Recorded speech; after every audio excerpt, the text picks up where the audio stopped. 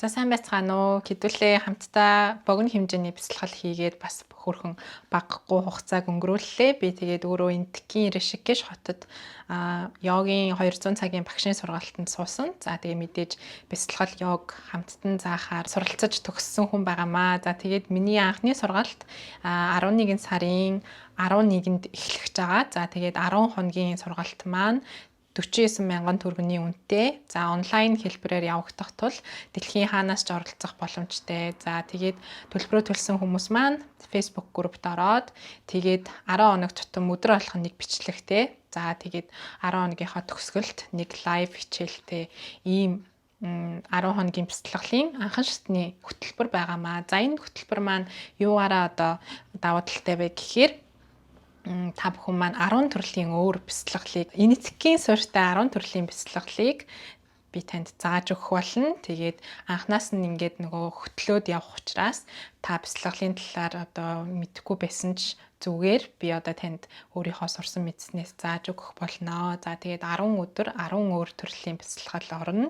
Тэгээд энэ бяцлаглал гэдэг бол нөх их одоо юу гэдгийг суугаал одоо гэгэрхэж байгаа хүний хийдэг зүйл биш. Одоо бидний энэ стресстэй гэж нэрлэгдээд байгаа нийгэмд хамгийн их хэрэгцээтэй хүнийг одоо өдөржингөө хоногийн 24 цагийн 8 цагт нь унтдаг, үлдсэн цагт нь ажил хийгээд нийгмийн харилцаанд ингээ ороо явж байхдаа стресстэй бол өөртөө 30 минутыг зориулаад хамтдаа бяцлаглал хийцгээе гэж уриалж байна. За тэгээд манай хөтөлбөр бол 11 сарын 11-нд эхэлнэ. За тэгэхээр одоогоор бол бүртгэлээ хийгээд групптэй ороод юмнуудтайгаа танилцаад явж байхад болно гэж бодож байна. Энэ бяцлаглал маань хинд илүү тохиромжтой вэ гэхээр хүнд өвчнийг даван туулж байгаа. За эсвэл сэтгэл готролтой байгаа, сэтгэлийн одоо олон зовир, шаналл, хайртай хин нэгний алдсан ч гэдэг юм уу. Ер нь тайвширахыг хүссэн, стресстэй байгаа. Аль эсвэл бяцлаглалыг гоё зэгцтэй анханаас нь ингээ сураа явъя.